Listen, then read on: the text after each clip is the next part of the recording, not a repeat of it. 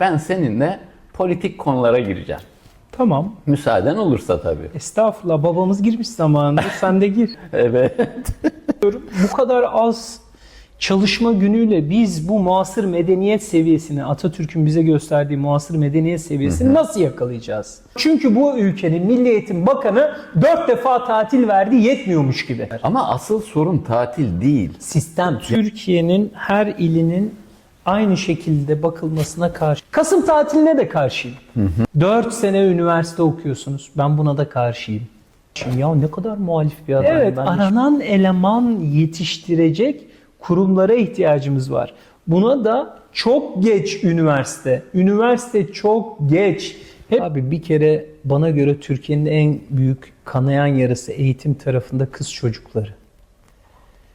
Büyükşehir'e baktığınızda 2,5 yaş itibariyle okul öncesi eğitim zorunlu. Zorunlu. Büyükşehir'de yaşayan insanlar bunun farkında değiller. Diyorum ki siz neden öğretmen oluyorsunuz? Neden eğitim fakültesini seçtiniz? İlk cevap ne biliyor musunuz Sayın Hocam? Ne hocam? Tatili çok. Yani eğitimde ilk yapacağımız şey... İlk yapacağım şey internet abi. Bu çocukların kazancı sadece mesleki gelişimleriyle ilgili mi kalmalı? Yoksa o çocuklara biraz da bütçe verilmeli mi? Bu Türkiye'ye gelebilir mi? Böyle bir model. Gelemez. Neden? Öğretmenler yüzünden. Eğitimin anaokulundan lisans üstü düzeyine kadar tüm aşamalarında emek sahibi bir insanla birlikteyiz. Doktor Can Uysal. İnsan deyince bir garip hissettim. Hem emek sahibi hem de yani planlayıcı olarak, çalışan olarak aynı zamanda da bir iş insanı, yatırımcı. Dolayısıyla Biltes okullarının kurucusu, aynı zamanda Doğa Kemerburgaz kampüsünün de kurucusu Can Uysal. Eğitimin hep içinde. Uzun yıllardır da tanıyorum. Değil mi? Ne kadar yıl oldu abi seninle? 12. yıla giriyoruz. Maşallah. Kutlayacağız yani. inşallah. Dur yaşımız çıkacak. Evet. Hocam bugün teknik konulardan ziyade ben seninle politik konulara gireceğim. Tamam. Müsaaden olursa tabii. Estağfurullah, babamız girmiş zamanında, sen de gir. Değil mi? Şimdi hocam, geçen haftaydı zannediyorum, Milli Eğitim Bakanımızın bir açıklaması oldu. Evet. Ara tatil var malumunuz. Evet. Şimdi bu ara tatil kaldırılsın diye bir çalışma yapıyoruz dedi. Doğru. Bu akıllara şunu getirdi. Ya eğitim sistemimiz bizim her bakanla birlikte değişiyor mu? Evet. Hatta her bakanı geçelim. Değişiyor. Aynı bakan içinde neden değişiyor? Yani bu bir alışkanlık haline mi geldi eğitim camiasında? Bu doğru bir şey mi yoksa olması gereken bir şey mi? Şimdi o tatil sohbeti, çok özür dileyerek söylüyorum, Ziya hocamızın bana göre çok büyük bir hatasıydı. Türkiye'de kaç iş günü çalışılıyor kıymetli hocam biliyor musunuz? İş günlerinin sayısını 52 çarpı 5.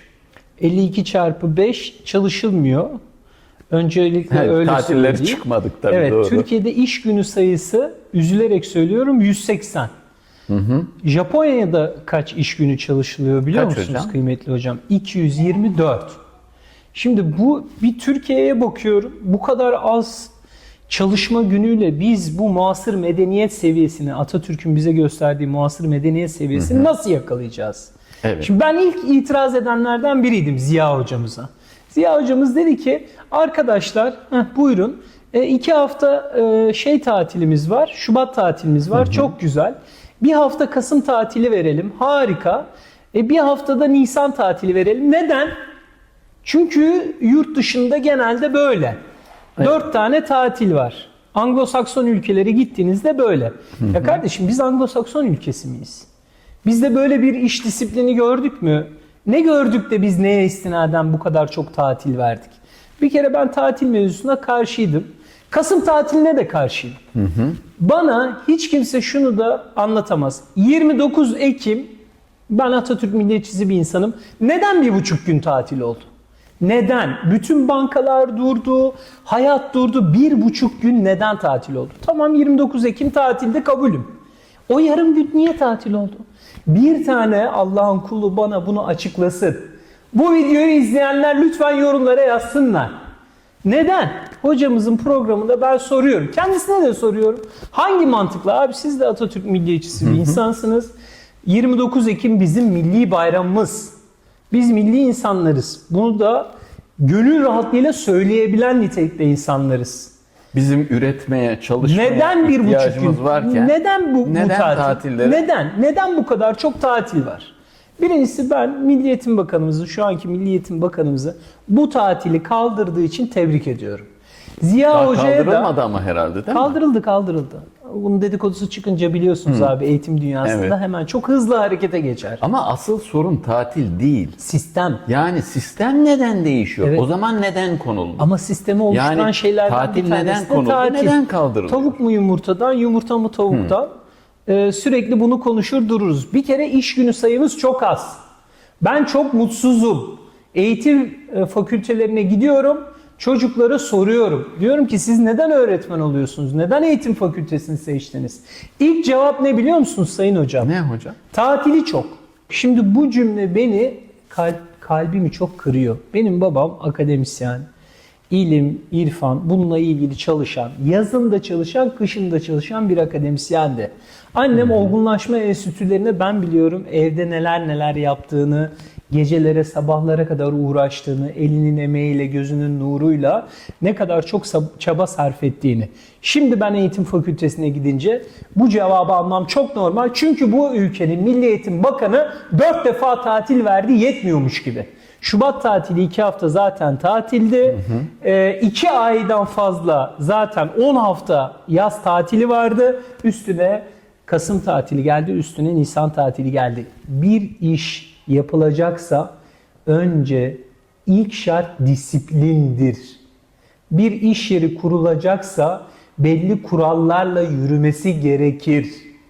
Bilmiyorum abi siz Türk Silahlı Kuvvetleri'nde böyle gördüğünüzü düşünüyorum. Biz böyle gördük. İlk şart disiplindir. Siz çalışma sürelerini kısaltarak, siz çalışma günlerini azaltarak bir kere bu sistemi doğru kuramazsınız.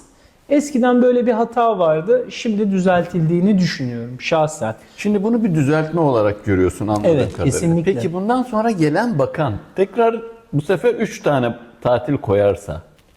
Abi bir ülkenin direği Savunma Bakanlığı'dır. 1. Sağlık Bakanlığı'dır. 2. Eğitim Bakanlığı'dır. 3. Giderseniz bunu muasır medeniyet seviyesindeki ülkelerde bu bakanlıkların siyaseten atanmadığını, tamamen liyakat doğrultusunda seçildiklerini görürsünüz. Ve sürdürülebilir bakanlıklardır. Biz ama karar verici değiliz. Sadece fikir beyan ederiz ve uygulayıcıyız. Bu ülkede değişmemesi gereken şeyler var. Bu 3 bakanlığı yani savunma, bu ülkeye güvenliği mutlaka ve mutlaka Onun çok için doğru Milli korunmalı. Savunma Bakanlığı değil mi? Evet. Milli Eğitim Bakanlığı. Milli Sağlık Bakanlığı değil. Ama Evet. sağlık da insanlar için ayırt etmeksizin, her doktorun Hipokrat yemininde söylediği gibi insan ayırt etmeksizin hakkı olan bir şey. Sağlık hizmeti. Bu 3 bakanlığın kesinlikle ve kesinlikle siyasetten ayrılması gerektiğine inanıyorum. Olayın zaten başlangıç noktası bu. Ben siyasiyim, benim tabanım ne istiyorsa ona göre okul yapılandırıyorum. Benim tabanım meslek lisesi istiyorsa meslek lisesi açıyorum. Benim tabanım İmam Hatip Lisesi istiyorsa İmam Hatip Lisesi açıyorum. Benim tabanım başka bir şey istiyorsa onu açıyorum. Ya böyle bir şey olamaz. Biz ama tekrar söylüyorum abi biz uygulayıcıyız. Biz karar verici değiliz. Peki onu en son soracaktım ama geri gelmişken sorayım. Sor abi ne istiyorsan. Karar verici olsan Evet. ilk yapacağın 3 değişiklik, reform, eğitimle ilgili ne Evet. olurdu? Yani sen yıllardır bunu düşünen, Evet. bunun içinde olan bir insansın. Hakikaten görüşlerin çok değerli. Allah razı olsun. Ben dünyada artık eğitimin okullarda, sıralarda, işte tahtalarla yapılmasına karşıyım. Ben interneti koyarım. Çocuklar burada sadece bir sosyal network alanına ulaşırlar. Sınavları da tüm Türkiye'de aynı yaparım. Ama benim fikirlerim bu ülke için çok farklı. Benim fikirlerim daha çok işte Amerika'da uygulanmış birkaç proje var. Onlarla çok örtüşüyor. İşte siz giderseniz Amerika'nın belli 2 eyaletinde bu uygulama var. İşte hatta bir tanesi bu Elon Musk diye bir tane adam var, işte Tesla arabaları yapıyor, sizin de çok severek bindiğiniz. Şahsen siz de yerli ve milli olarak Tesla kullandığınız için biliyorsunuz rahat. Onun kurucusu adam. Ondan sonra bu adam şimdi hibrit çalışmalarla barınma sorununa da çözüm getiren, Tesla Home'u falan kuran bir adam. Onun kurduğu bir okul var. İşte Estrada diye çok güzel bir okul. O tamamen benim gibi düşünüyor. Kardeşim, bilgiye erişim çok kolay. Herkesin telefonu var artık. Tableti var. Olmayanı dövüyorlar. 5 yaşında benim yeğenim var. 5. sınıfa giden başka bir yeğenim var. Biri telefon istiyor, diğeri tablet istiyor. Bak, biri 5 yaşında, biri 5. sınıfa gidiyor. 25 yaşında da yeğenim var. O da bilgisayar istiyor. Bütün hayatları bu çocukların dijital olmuş. Erişimleri çok kolay. Bugün siz çok sayıda makaleyi, isim de veriyorum, Notebook LM yazıyor. Size de söylemiştim abi. Siz de hoca olduğunuz için kolaylıkla kullanabilirsiniz. Atıyorsunuz, yüklüyorsunuz. Hele ki öğrenciyseniz bedava Pro versiyonunu alıyorsunuz. Akademisyenseniz bedava. Yani eğitimde ilk yapacağımız şey... İlk yapacağım şey internet abi. Eğitimde ilk yapacağım şey Türkiye'de şu anda internet erişimi %71. Çok üzücü. 900'lü ilçeden maalesef 630 küsürleri erişebiliyor net bir şekilde. Bunu %100'e çekmek. Bunu çağırırsınız telekom şirketlerini. Belli anlaşmalar yaparsınız. Bunun vergi ayağı vesairesi. Benim yapacağım ilk şey bu olur. Bu ülkenin karar vericisine, Cumhurbaşkanına giderim, kapısında yatarım. Derim ki ne olur elinizi ayağınızı öpeyim. Bu çocuklar için çok önemli, çok değerli. Bizim %100 internet erişimine ulaşmamız lazım. Bugün Çin gibi bir ülke %100 internet erişimini her yerde sağlayabiliyorsa Türkiye'nin bunu yapmaması için hiçbir sebep yok. Bununla ilgili Milli Eğitim daha önce projeler hayata geçirmedi mi? Geçirmedi. Yani akıllı tahtalar, tablet dağıtmalar, benim çocuklarım da mesela tablet İnternet almışlardı. erişimiyle ilgili değildi. Evet, internet. Birinci şartımız internetin oluşması. Bu ülkede pandemi süreci geçirdik. Çocuklar tepelere çıktı, telefondan ders görmeye çalıştılar. Evet. Bizim en büyük problemimiz internet erişimi. Bunu karasal yayınla da çözebiliriz. Bunun birçok teknik tarafı var, detayı var. Biliyorsunuz işte bizim de biraz teknoloji geçmişimiz var. 2010 öncesi uluslararası şirketlerde bilişim üstüne çalışıyordum. Bilişim şirketlerindeydim. Dolayısıyla nasıl olduğunu, ne olduğunu vakıfım ve bunu yapmak çok zor bir şey değil. Çağırırsınız Türk Telekom'u, Turkcell'i, Vodafone'u, gerekli firmaları. Önce internetin her evde oluşumunun sağlanması, bu hizmetin her yerde sağlanması. Hocam, internet deyince şimdi aklıma şu da geliyor. Son dönemde bazı ülkeler belli yaş gruplarına, belli yaş altındaki çocuklara okulda telefonu yasaklıyor. Evet. Ya da Avustralya'da 16 yaş Avustralya altı. 9 gün sonra faaliyete geçiyor yasak. Evet, geçiyor. 16 yaşın altındakiler Doğru sosyal buluyor. medyada sınırlanıyor. Sosyal medyada ama. Sosyal medyada. Evet. İnternette Fransa, değil. Hollanda, Belçika gibi ülkeler de okullarda telefonu yasaklıyor. Doğru. Bizde de şimdi- yasak. Bizim okulda da yasak. Bizim Çocukları okulda da topluyoruz yasak. girişte. Peki internete erişimi olacak çocukların okul ortamında da mı olacak? Bunu yani biz Okula vereceğiz abi. Her okulun interneti %100 bir şekilde, çok hızlı bir şekilde organize edilebilir. Herkesin evinde bilgisayar olmak zorunda değil. Herkesin elinde tablet olmak zorunda değil. Ama okulunda olmak zorunda. Ben bunu anlatmaya çalışıyorum. Milli Eğitim Bakanlığı, sen bana sordun ya abi. Nasıl bir hareket alanı oluşturursun? İlk yapacağın şey ne olur? İlk yapacağım şey bütün okullarda, bütün özel, devlet ayırt etmeksizin, vakıf ayırt etmeksizin bütün okullarda, ama bütün okullarda 7/24 internete erişimin sağlanması olur ilk iş. Sınavların tamamen, okulların tamamen sadece sınavlara girilen ve sosyal network'ün oluştuğu, çocuğun becerisiyle doğru orantılı derslerini kendi seçebildiği, ama bu dandik, bizim böyle bizden önceki dönemler vardı. Kredili sistem diye bir şey çıkarmışlardı. 3 ders seçtim, 5 ders gittim. Böyle değil. Evet. Gerçekten çocuk kendi kabiliyetleriyle istediği sınıfa Şu sınıfta şu var, bu sınıfta bu var. Yani Steve Jobs'ın okuduğu okulda kaligrafi dersini sevip ona gidebilmesini özgürleştirmek istiyorum. Yani benim hedefim, amacım gerçekten abi ben bugün bu dersleri görmek istiyorum. Neden? Zaten ben okulda istediğim gibi bilgiye erişebiliyorum. Ama Canım istediğinde bilgiye ulaşma şansım var. Koridorlarda bilgisayarım var. Bilgisayar laboratuvarında bilgisayarım var. Burada ben istediğimi öğrenebilirim. Evimde de zaten %80'inde var. Ama yoksa da okulumda ulaşabiliyorum demeli. Şimdi Pardon abi. internet tamam ama bir taraftan hani şeyi yasaklıyoruz okullarda, telefon kullanmayı. Bir tarafta dünya için söylüyorum örnekler açısından. Bir taraftan da belli yaş altına sosyal medyayı yasaklıyoruz. Evet. Ama eğitim de dijitale doğru gidiyor. Evet. Veya yapay zeka Evet. eğitime eğitmen, öğretmen olarak giriyor. Evet. Amerika'da bir okul, Alpha School diye. Evet. Texas'ta ve yanlış hatırlamıyorsam Texas Austin'de. olabilir. Evet. 7-8 eyalette daha var bu Evet. okul. Var. Her şey Yani dijital. çocuklara kişisel becerilerini takip ediyor, yönlendiriyor. Evet, doğru. Eğitimi veriyor. Öğretmenler sadece motivasyon sağlıyor Evet, öğrenciye mentor. ya da mentor oluyor. Evet. $40.000 da ücret varmış Evet, hocam. ama olması gereken bu zaten. Yani buna doğru git. İnternetten ziyade eğitmen olarak bizim daha böyle yapay zekayı kullanmamız gerekiyor. Evet. Değil mi? Kesinlikle. Öyle değil mi? %100 katılıyorum. Yani yapay zeka sadece öğrencinin ödev yaparken kullandığı bir araç olmaktan çıkıp Evet. eğitmen olarak girip sonra kişisel anlamda öğrencinin gelişimine katkı sunacak, onun gelişimini izleyecek, yönlendirecek ama öğrenciyi de yine öğretmen gözetecek, Evet. motivasyon verecek.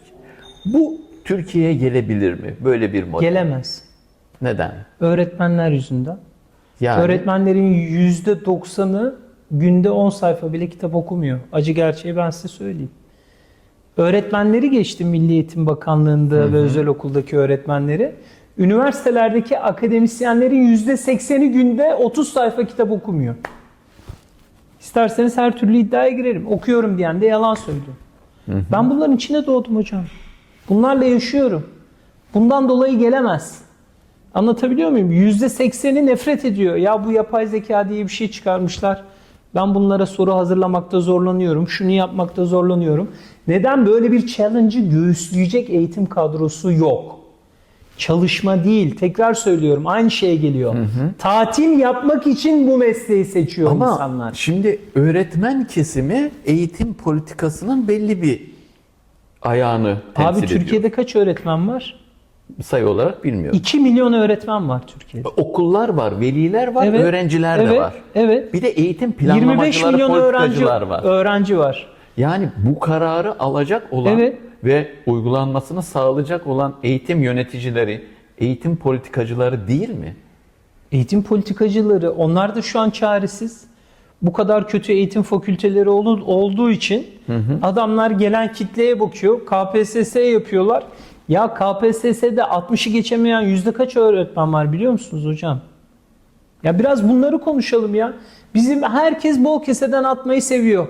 Okul kurucusu eğitimle alakası yok. Hayatında master yapmamış, üniversite bitirmiş oranları bile çok düşük. Siz Türkiye'deki okul kurucusu, özel okuldakilerin kaç tanesi yüksek lisans yaptı? Saydınız mı hocam? Yüzde kaçı bu şekilde biliyor musunuz? Ya da eğitim Balık baştan kokar. kökenli. Evet. Balık baştan kokar. Çok net yani bu. 2 2 daha 4. Üzerinde durmak istediğim bir konu var. Evet. Tekrar sormak istiyorum. Lütfen. Biz Türkiye olarak dijital sınırlama getirmeli miyiz çocuklara? Bu Kesinlikle okul dışında, getirmeliyiz. yani sanal alemle ilgili soruyorum, Evet. sosyal medyayla Evet. ilgili Evet. soruyorum ya da okul içinde. Evet. Burada 3 tane çok önemli kriter var.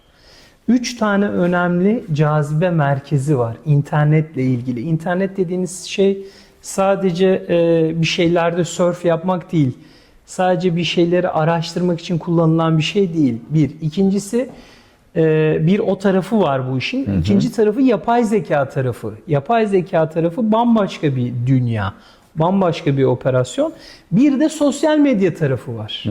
Yani bunu 3 bacaklı olarak düşünmek gerekiyor. Bana göre sosyal medya tarafı ciddi anlamda Avustralya'da alınan karar gibi sınırlandırılmalı ve 16 yaş altı hiçbir kullanıcının kullanmaması gerektiğini Yani düşünüyorum. Avustralya'nın Doğru yakın bir zamanda da politika. Danimarka zannediyorum bununla ilgili çalışma yapıyor. Evet. Bu tip kararlar yaygınlaşacak. Tabii Türkiye'de ki. buna ayak uydurmalı Kesinlikle diyorsun. sosyal medya tarafında uydurmalı ama şeydeki içerikleri zaten çok kolaylıkla takip edebiliyoruz. Yani çocuk internete girip araştırma yaptığında rahatlıkla araştırmalarını görebiliyoruz. Geçmişi vesairesini ya da yapay zeka tarafında kendini geliştirmek istediğinde yine bir araştırma yaparken biraz önce konuştuğumuz program gibi ya da birçok program var. Bunları kullanırken kesinlikle ve kesinlikle sınırlandırılmamalı.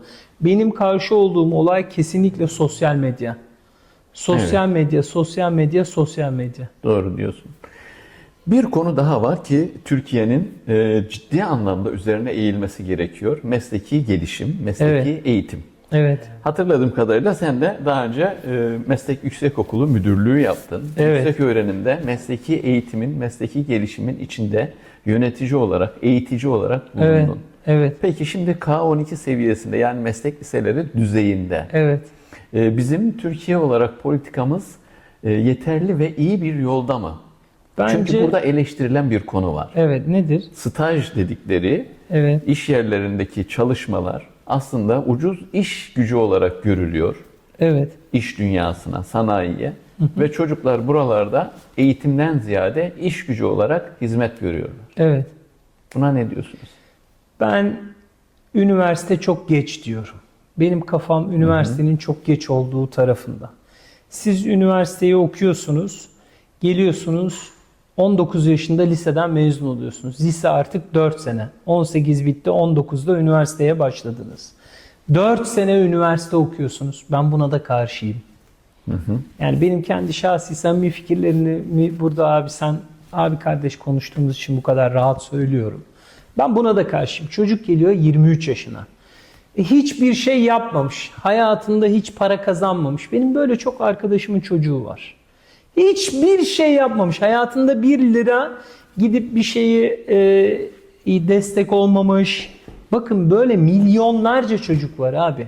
Her yıl zaten üniversite sınavına giren öğrenci sayısı geçen yıl 3,5 milyonu geçti. 4 milyonun üstünde bu yıl öğrenci üniversite sınavına girecek. Ve bunlar üniversite sınavına giriyorlar, mezun oluyorlar, milyon daha hiç eli ekmek tutmamış, bir kere bile babasından harçlık almadığı gün olmamış, anasından babasından, yüz binlerce değil, milyonlarca çocuk var. Onun için bu çocuklar çıkıyorlar üniversiteden, sonra biz iş mülakatını alıyoruz. Diyoruz ki merhaba, hoş geldin Ali'cim, Veli'cim, nasıl keyifler? Ali'cim deyince de hemen bak Ali Efe de oradan bakıyor. Ali'cim ne haber, ne yapıyorsun? Ne istiyorsun maaş? 100 bin lira olsun, çalışırım diyor çocuk. Şimdi duyuyorsunuz ki hangi tecrübeye istinaden? Tabii ki sana 100 bin lira verelim. Peki ama hangi tecrübeye istinaden sana 100 bin lira verelim? Ya ben zaten işte Ankara Üniversitesi mezunuyum diyor. Ben zaten işte bilmem ne üniversitesi mezunuyum. Süper, harika diyorsun.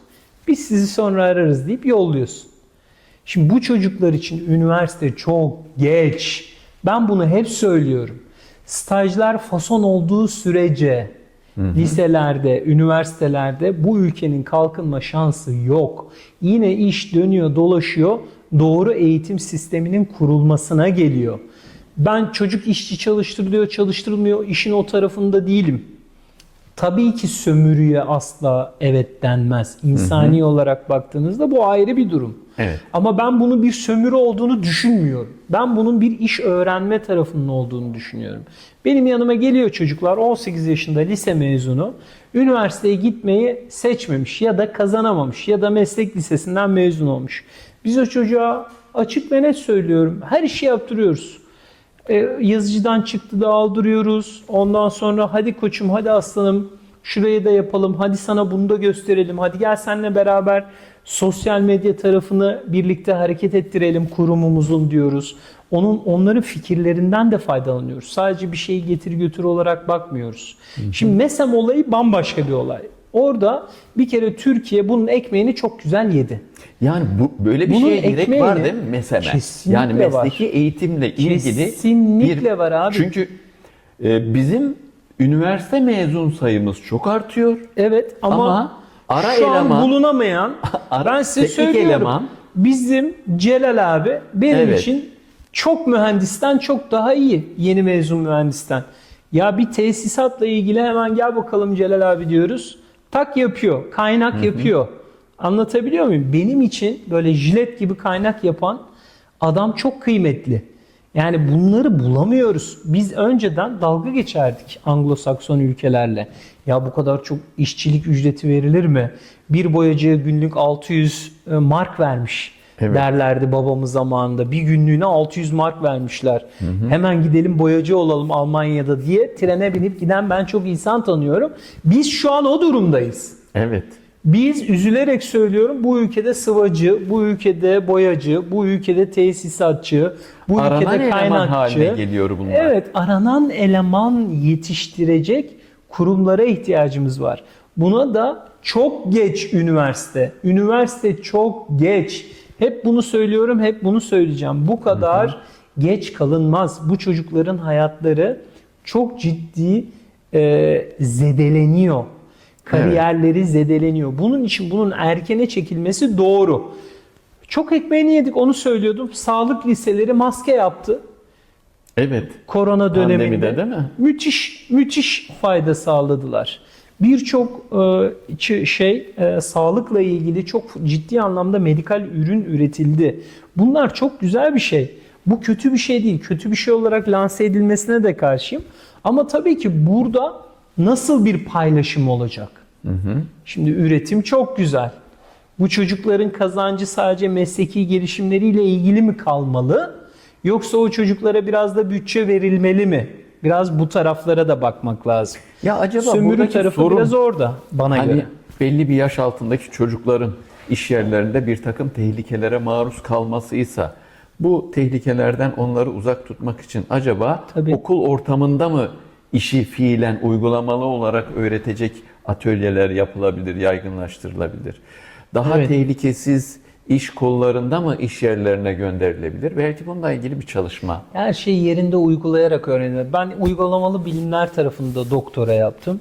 Ben çok net söyleyebilirim ki iş sanayide öğrenilir abi. İş otelde öğrenilir. İş hastanede öğrenilir. Ben okulların da bir süre sonra bu tarz kurumların içine taşınması gerektiğini düşünüyorum. Bana göre yapılan en güzel şey organize sanayi bölgelerinin içine liseler kurmak. Evet. Bu çok doğru bir bakış açısı. Örnekleri de var zannediyorum. Tabii ki. Meslek Çok liseleri ciddi olarak anlamda sanayi var. bölgesinin içinde. Ben Ankara'da biliyorum. İş garantisi vererek ya kardeşim sen bu okuldan mezun olduğunda lise diploması almakla kalmayacaksın. Aynı zamanda evine 2 asgari ücret, 3 asgari ücret çocuğun yeteneğine ve bölümüne göre okulun birincisi, ikincisi, üçüncüsü, beşincisi olursan sana şunları veririz. Şu kadar maaşla işe başlarız. Bu şekilde teşvikle olur bu iş. Şimdi dünyanın en önemli Porsche markasına kapı yapan şirket Türkiye'de. Kaç kişi biliyor? Kaç kişi bu videoyu izleyenler yorumlara yazsın. Kaç kişi bunu biliyordu? Manisa'da bir firma. Evet. Müthiş bir firma. Porsche dünyanın en iyi, en güçlü, en sağlam markalarından biri. En iyi, en güçlü, en sağlam kapılarını da üreten firmalardan bir tanesi. Porsche'nin kapılarını üretiyor Türkiye'de. Şimdi bunun içine bir okul açmak ve bu modeli ülkeye koymak bambaşka bir kafa. Benim gelmek istediğim nokta bu. Her şeyi uygulamayla öğretebiliriz. Uygulanınca öğrenir. Neden? Çocuklar her şeyi YouTube'dan öğreniyorlar zaten. Şu an ben bir şey bulamıyorum. Ya şu klimanın kumandasının nasıl çalışacağını bulamıyorum. Değil mi? YouTube'a yazıyorum. Diyorum ki ya bunun kumandası nasıl? Buna nasıl pil takmam lazım? Her şeyi zaten gösteriyor. Ama gidip bunun yerinde o klima fabrikasının içinde öğrenmek çok daha büyük bir impact oluşturur. Sadece şeyde değil, bütün toplumda çok büyük bir impact oluşturur. Bir diğer konu da Sayın Hocam, bizim okul öncesi dönem eğitimi. Evet. Şimdi 5 yaştan itibaren bu zorunlu. Evet. Ama daha öncesi değil. Evet. Bu konuda Türkiye yeterli atılımı yapabildi mi? Genele yayılma sağlanabildi mi bu konuda? Aileler bu işin içine çekilebildi mi? Okullar yeterli mi? Evet. Veyahut da daha ne yapmalıyız? Devlet Evet. olarak acaba biz motivasyon sağlayacak, teşvik edici bir takım önlemler ne yapabiliriz? Ben Türkiye'nin her ilinin aynı şekilde bakılmasına karşıyım. Ya ne kadar muhalif bir adamım ben de şimdi seninle konuşurken fark ettim abi. Sürekli karşıyım abi. Niye karşıyım? Ya arkadaşım Diyarbakır'da, Kars'ta ben buraların ilçelerine de gittim. Bizzat da gördüm ha. Yani çok o kadar uzağa da gitmeyin. Antep'te, Urfa'da hala kız çocuğunun okumasına izin vermeyen insanlarla tanıştım. Şimdi ben bu adama gidip ya abi senin de çocukların varmış. Bu çocukları bir okul öncesine bir götürsek, önce biraz ses eğitimi versek, ilkokula bir hazırlığını yapsak, kaba motor, ince motor becerilerini geliştirsek, onu hayata daha iyi hazırlasak desem güler. Anlatabiliyor muyum? Şimdi ülkenin her yerini aynı şekilde görmeyelim. Bu ülke çok büyük bir ülke. Bizim ülkemiz dünyanın en güzel, en keyifli ülkelerinden bir tanesi. Dünyanın en büyük 20 ekonomisinden bir tanesi. Ama her yeri ayrı ayrı ele alınması gereken bir ülke. 81 ilin 81'i de aynı değil. Bir 10 illik çok farklı sosyokültürel yapıya sahip, gerçekten farklı iller var. Adı büyük şehir olup kendi küçük olan bir sürü il var. Bir kere bunlara çok dikkat etmemiz gerekiyor. İlçeler, 921 tane ilçe var. Yani bunların her birinde farklı farklı yöreler, farklı farklı köyler var. Farklı farklı yapılar var. Ben ne kadar anlatsam da çok değerli hocamız Profesör Doktor Selçuk Şirin, çok severim. Biz bu 4,5 saat sadece bu konuyu konuştuk abi. Bakın 4,5 saat hiç durmadan yazdık, çizdik, şöyle böyle geldiğimiz nokta bu programın başındaki nokta. Abi biz uygulayıcı taraftayız. Karar verici değiliz. Ve ne kadar konuşsak da birileri ya böyle bir şey yapalım, karar vericilerden birileri bunu söylemediği sürece bunun yayılma şansı yok. Bir. İkincisi yerel yönetimler. Yerel yönetimler bu işi çok ele aldılar ama sonra duruldu. Bunun farklı nedenleri olabilir. O vardır, bu vardır. Başka görüşleri vardır insanların bu konuyla ilgili. Ama bunu daha hızlandırmak gerektiğine inanıyorum. Yerel yönetimlerle bu iş çok kolay şekilde çözülebilir bir iş. Yaptılar, biliyorlar. Okul öncesi müfredatı çok doğru bir elden Zaten çıkmalı. devlet kontrolünde yapılıyor neticede. Tabii. Ve Aile Sosyal Politikalar Bakanlığı'yla çok doğru çalışmalar yapılarak İngiltere'ye baktığınızda 2,5 yaş itibariyle okul öncesi eğitim zorunlu.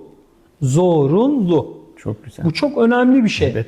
Neden? Çünkü çocuğun sosyalleşmesini sağlıyor. Biraz önce söylediğim gibi akademik yeteneklerini çok çok erken almasını sağlıyor. Zaten bilinçaltı araştırdığınızda yani kimse yanlış anlamasın %88'ini 9 yaşına kadar oluşturmuş oluyor. Siz ne kadar uğraşsanız da bütün ömrünüz boyunca %12'lik bir kısmı tamamlamak için uğraşıyorsunuz. Evet, zeka geliştirilebilir bir şey bu arada. Kimseyi çaresizliğe, öğrenilmiş çaresizliğe itmeyelim. Bu söylemimdeki şey, siz zaten bu kadarsınız, sizin kafa bu kadar çalışıyor, 9 yaşına kadardı, kusura bakmayın, fişi kapattık değil. Lütfen yanlış anlaşılmasın. Burada bahsettiğim şey gerçekten o sürecin ne kadar değerli, 0-9 yaş arasının aile ilişkilerinin, eğitimin ne kadar değerli olduğunun anlaşılması. 7 yaşında çocuklar, 9 yaşında çocuklar 4 lisan öğrenebiliyor. Bu kadar hızlı, sünger gibi beyin varken bunun yayılmasını sağlamak lazım. Siyasetten bağımsız. Anlatabiliyor muyum? O parti olmuş, bu parti olmuş, şu olmuş. Ama hep konuştuğumuz şeyler, bu programda siyasi bir program olduğu için ben de eğitimci olarak her partiden öğrenciye eğitim veren, her partiden bakın 2,5 yaşında da öğrencimiz var, 3 yaşında da öğrencimiz var, 83 yaşında da öğrencimiz var. Ve ben hiç kimseye senin partin şu mu, benim partim bu mu diyemem. Yani. Ben bir eğitimciyim. Tabii ki kendi görüşlerim var. Bunu da söyledim başta. Çok da açık yüreklilikle söyledim. Ben Atatürk milliyetçisi bir insanım dedim. Ben buna inanıyorum dedim. Bakarsanız etrafımda beni tanıyan insanlar da bu şekilde tanır. Bunu yargılayıp okula gelmemezlik de yapabilir. Bu da onun seçimi. Ama ben hiç kimseyi parti ayırarak okulumda eğitim verdiremem. Ya da hiçbir öğretmenime senin partin hangisi? Aa sana istihdam sağlarım, aa sana sağlayamam demem. Demedim de. Hiç kimsenin de hangi partili olduğunu hayatım boyunca sormadım. Erkeğin parası cüzdanı sorulmaz. Siyasi partisi de sorulmaz. Ha, çok yakın ilişkileriniz vardır. Artık iş başka bir şeye gelmiştir. Zaten bazı şeyleri anlarsınız. Ama sorulmayacağı çok ayrı. Siyasetten bağımsız anaokullarının hızla geliştirilmesi gerekiyor. Bu önemli dönemi Peki nasıl bir insan teşvik? ömründeki. Devlet burada nasıl motivasyon artırabilir? Hem özel eğitim yapan kurumlar açısından söylüyorum, hem de Evet. aileler açısından göndersinler okula diye. Abi bir kere bana göre Türkiye'nin en büyük kanayan yarası eğitim tarafında kız çocukları. Büyük şehirde yaşayan insanlar bunun farkında değiller. Lütfen köylere, ilçelere gidin. Sadece doğudaki ilçeler, köylerden bahsetmiyorum. Batıda da böyle ilçeler, yerler var. Yolu yordamı olmayan, insanların gerçek anlamda çok farklı bakış açılarına sahip oldukları, kız çocuklarının eğitimiyle ilgili gerekli özeni göstermedikleri çok insan var Türkiye'de. Şimdi siz Türk Silahlı Kuvvetleri'nde birçok askeri eğittiniz. Evet. Değil mi Sayın Hocam? Eğitimde bulundunuz. Subay olarak incelediniz. Evet. Tuvalete gidemeyen insanların olduğunu gördünüz, deneyimlediniz. Ama benim çevremdeki çok insan lisansüstü eğitimi aldığı için genelde bu insanlar bunun farkında değil. Kendi etrafındaki gibi görüyor. Neden? Siz etrafınızdaki 5 kişinin ortalamasınız diye Einstein'ın çok güzel bir cümlesi var. Çok hoşuma gitmişti. Bunu Amerika'da önemli bir radyo şovunda kullanmış. Çok sevdim. Gerçekten öyle. Biz etrafımızdaki herkes gibi zannediyoruz. Sen daha kız çocuklarını topluma kazandıramamışsın. Ben gidip başka şeyleri söylediğimde çok farklı bir yol açılır. Çok farklı bir alan oluşur. Bunu nasıl sağlayabiliriz? Bunu karasal yayınlara daha çok özen göstererek, orada insanların bu yayınları seyredebileceği kanallarda bunları anlatarak önemini, değerini daha net bir şekilde göstererek, evet internete erişemiyor olabilir. Ama en azından televizyona artık %85'in üzerinde erişim var Türkiye'de. Televizyon var, köylerde de var. Ulaşılabiliyor. Burada bu sağlanmalı. Bana göre ilk adım buradan başlıyor. Bir konuda hocam tür değişikliği, tür Evet. çeşitliliği. Yani ne demek istiyorum? Okullarda meslek lisesi var, Anadolu Lisesi var, işte özel okullar var ayrı ama proje okulları var. Evet. Değil mi? Bu kadar çok çeşitliliğin olduğu bir yerde sen de bir ebeveynsin, 2 tane aslan parçası var, çocuk geliyor şimdi. Değil mi? Yani eğitimde bu kadar çeşitlilik geleceğe yönelik olarak sende bir endişe oluşturuyor mu? Ailelerde oluşturmalı mı? Ne düşünüyorsun? Dünya çok hızlı hareket ediyor. Bu hıza bir şekilde yetişmemiz gerek. Biz belli bir yaşa geldik. 5 yıl sonra hangi mesleğin en yukarıda olacağını bilmiyoruz. 5 yıl önce yapay zekanın sadece bir satranççıyı yenecek bir bilgisayar programı girişimi olduğu düşünülüyordu. Evet. Şu an geldiği nokta bambaşka. Şu an buluttan bahsediyoruz, datanın değerinden bahsediyoruz, data mining'in ne kadar önemli olduğundan, data analizinin ne kadar insana zaman kazandırabildiğinden bahsettiğimiz bir dünyaya geldik. 10 yıl önce bunların hiçbiri konuşulmuyordu.